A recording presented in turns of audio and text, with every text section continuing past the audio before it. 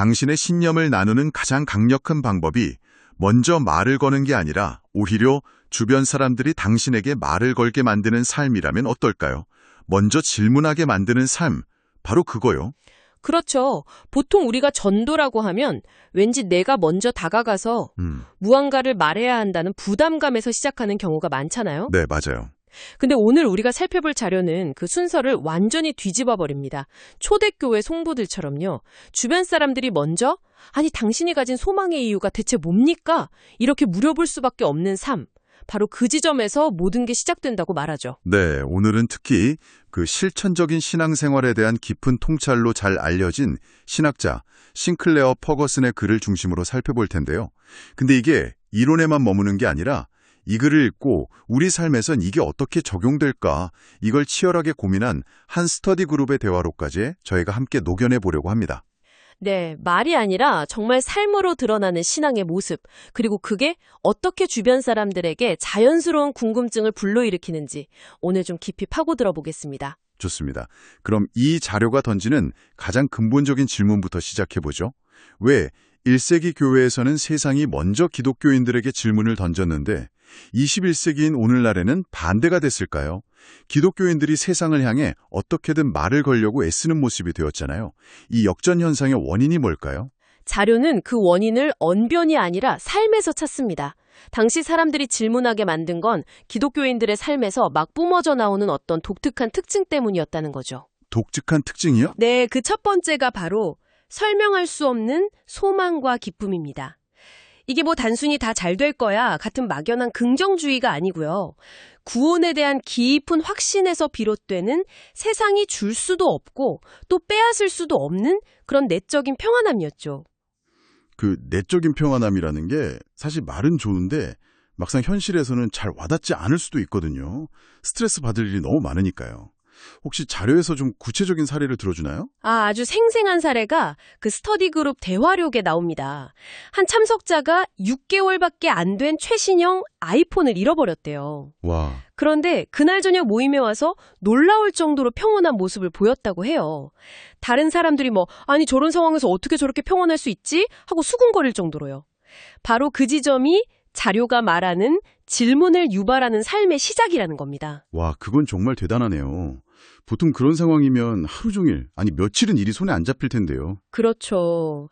그게 단순히 그 사람의 성격이 긍정적이거나 묻어내서가 아니라는 말씀이시죠? 바로 그겁니다. 자료는 이걸 새로운 능력이라고 표현하는데요. 그리스도 안에서 얻는 만족이 다른 것으로는 채워질 수 없는 결핍. 예를 들어 현대인의 고질적인 문제인 스마트폰 중독이나 소유물에 대한 집착 같은 불안을 이겨내는 힘이 된다는 걸 보여주는 거죠. 그리스도 때문에 생기는 기쁨이 세상이 주는 상실감을 압도해버리는 겁니다. 흥미롭네요. 그 평온함이 결국 그 사람의 정체성을 드러내는 일종의 억양처럼 작용하는 거군요. 자료에서도 특유의 억양과 강세라는 비유를 쓰던데 이 아이폰 사례가 그 비유를 정말 잘 설명해 주는 것 같습니다. 숨기려 해도 드러나는 그 사람만의 독특한 반응 방식이요. 정확합니다. 평생 특정 지역에서 살던 사람이 표준어를 쓰려고 해도 무의식 중에 사투리 억양이 튀어나오는 것처럼요. 우리의 삶을 형성하는 가장 깊은 동기가 예수 그리스도를 향한 사랑과 기쁨일 때 우리의 친구 관계나 결혼 생활, 직장에서의 태도 같은 모든 면에서 세상이 보기에는 조금 이상하고 이해할 수 없는 억양이 드러난다는 겁니다. 그리고 사람들은 바로 그 낯선 억양의 호기심을 느끼는 거죠. 그 억양이라는 비유가 정말 마음에 와닿네요. 그런데 여기서 자연스럽게 다음 질문으로 넘어가게 돼요. 막상 누군가 그 억양을 알아채고 당신은 대체 뭐가 그렇게 다릅니까? 라고 물어오면 대부분의 사람들은 당황할 것 같거든요. 네, 그렇죠. 막상 그 순간이 오면 어떻게 해야 할지 자료에서는 어떤 조언을 해주나요? 아주 중요한 포인트입니다. 자료는 두 가지 차원, 말과 행위로 나누어 설명합니다. 먼저 당신이 가진 소망에 관하여 말로 대답할 것을 항상 준비해야 한다고 말합니다. 알겠습니다.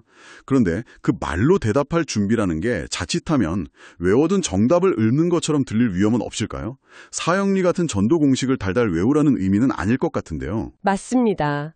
그래서 자료는 C.S. 루이스의 말을 인용하며 핵심을 짚어줍니다. 독창적이 되려는 사람은 언제나 진부해지지만 진실하려고 하는 사람은 언제나 독창적이 된다. 와. 즉, 당신의 삶에서 실제로 경험한 하나님의 은혜, 당신을 변화시킨 그 진짜 이야기를 하라는 겁니다. 와, 그 말은 정말 통찰력이 있네요. 진실하려고 하면 독창적이 된다는 건 결국 모든 사람의 경험이 고유하기 때문에 그냥 자기 얘기를 하는 것만으로도 세상에 하나뿐이 증언이 된다는 의미로 들립니다. 완벽한 해석입니다. 꾸며낸 이야기는 다 비슷하지만 진짜 삶의 이야기는 다 다르니까요. 그렇죠. 그리고 자료는 그 진실한 말보다 더 중요한 게 있다고 강조합니다. 바로 행위, 즉 삶의 방식입니다. 베드로전서의 말씀을 인용하면서 온유와 두려움으로 대갚하라고 말하는데요. 온유와 두려움이요? 네, 여기서 온유는 나약함이 아니라 하나님 앞에서 자신을 낮추는 겸손한 태도고요.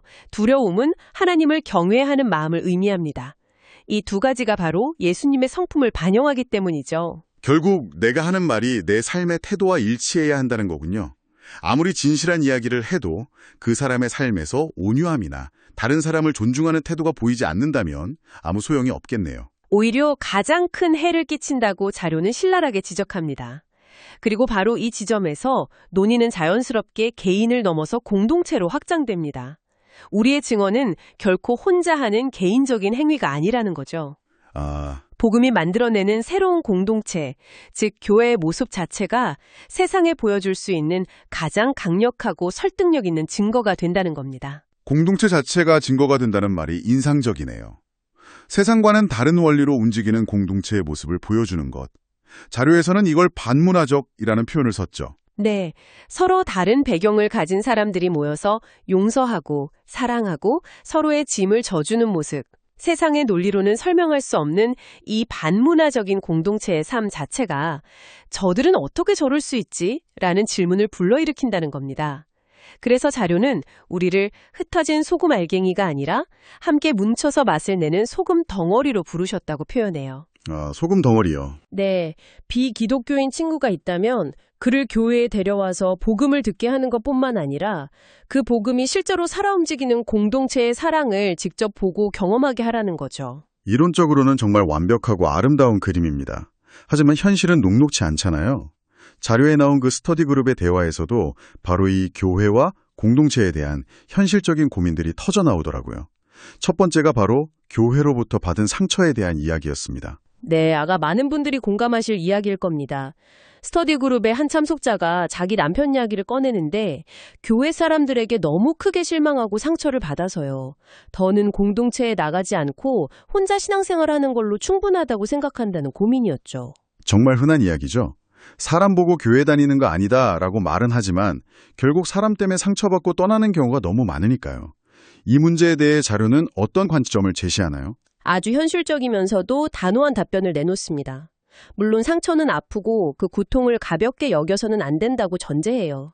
하지만 그 상처 때문에 공동체를 완전히 떠나는 것은 스스로를 영적인 위험에 노출시키는 선택이 될 수 있다고 경고합니다. 위험한 선택이요?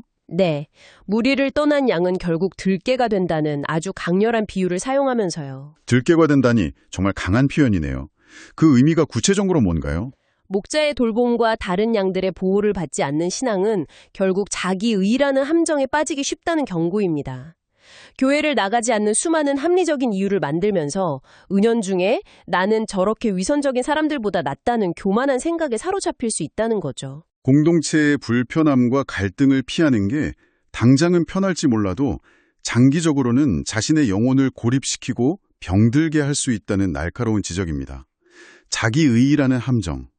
공동체를 떠나는 것이 오히려 영적 교만으로 이어질 수 있다는 경고가 정말 날카롭네요. 그런데 공동체에 대한 고민만큼이나 우리가 신앙을 드러내는 방식에 대한 고민도 크지 않습니까? 자료에 나온 스터디 그룹에서도 노방전도 같은 전통적인 방식에 대한 솔직한 이야기가 오갔다고요. 이게 요즘 시대에도 의미가 있을까요? 이 질문에 대해서도 아주 균형 잡힌 답변을 제시합니다. 우선 노방전도가 유일한 방법이거나 모든 신자가 반드시 해야 할 의무는 아니라는 점을 분명히 해요. 그건 아니군요. 네, 모든 사람이 그런 은사나 소명을 받은 건 아니니까요. 억지로 하는 게 오히려 반감을 살 수도 있고요. 그렇죠. 많은 사람들이 부담스러워하거나 심지어는 시대에 뒤떨어진 방식이라고 생각하기도 하니까요. 하지만 자료는 동시에 그 방식 자체를 무가치하다고 섣불리 단정해서도 안 된다고 말합니다. 그러면서 시드니에서 20년 동안 길거리 전도를 했던 한 노인의 실제 사례를 들려줘요. 그분이 20년 동안 단 한 명의 결신자도 얻지 못했다고 해요. 20년 동안 아무런 열매가 없었다고요? 저라면 진작에 포기했을 것 같은데요. 그렇죠. 그 노인도 평생 실패한 사역을 했다고 생각하면서 눈을 감았다고 합니다. 그런데 놀라운 일이 벌어졌어요.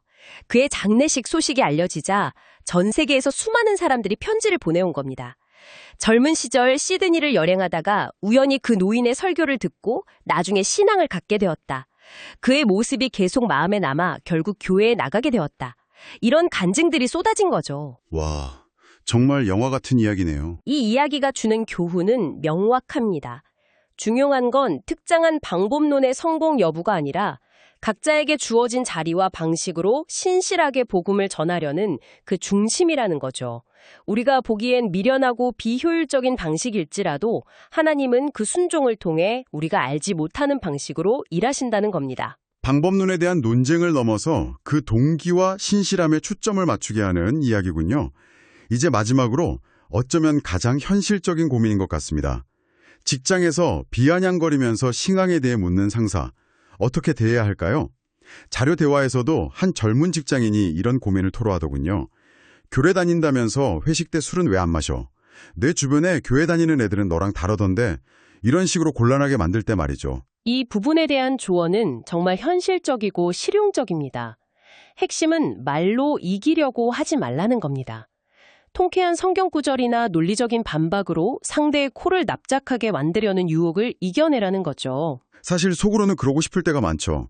뭔가 멋진 한마디로 상황을 정리하고 싶은 마음이요. 인간적으로는 당연합니다.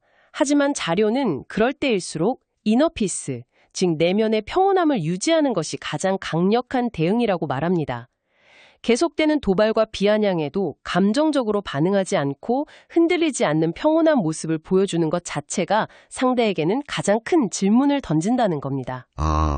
이 정도 찔렀으면 화를 내거나 당황해야 하는데 왜 저렇게 평온하지? 하고 궁금해하게 만드는 거죠. 말로 반격하는 대신 그 평온한 태도로서 보이지 않는 질문을 던지라는 거군요. 그렇습니다. 어쩌면 매일 당심을 조롱하는 그 상사는 밤마다 술 없이는 잠들지 못할 만큼 깊은 불안과 공허함에 시달리고 있을지도 모릅니다. 그렇기 때문에 당신이 가진 그 평온함의 근원을 질투하고 어떻게든 흔들어 보고 싶어 하는 것일 수 있다는 거죠. 당신의 그 평온한 억양이 결국 그 사람의 마음을 여는 가장 효과적인 열쇠가 될 수 있습니다. 그리고 오늘 우리가 깊이 파고든 내용의 핵심은 이것 같습니다. 신앙을 증명하는 것은 무엇을 말하는가 이전에 어떻게 살아가는가의 문제이고 거기서 한 걸음 더 나아가 우리가 함께 어떻게 살아가는가의 공동체적 문제라는 것이군요. 맞습니다. 개인의 삶에서 드러나는 평온한 억양에서 시작해서 진실한 말과 행위로 대답할 준비를 하고 궁극적으로는 세상이 흉내낼 수 없는 반문화적인 공동체의 모습으로 증명해내는 것. 이 모든 논의는 결국 가장 평범해 보이는 우리 주변의 지역교회 공동체의 중요성으로 귀결됩니다.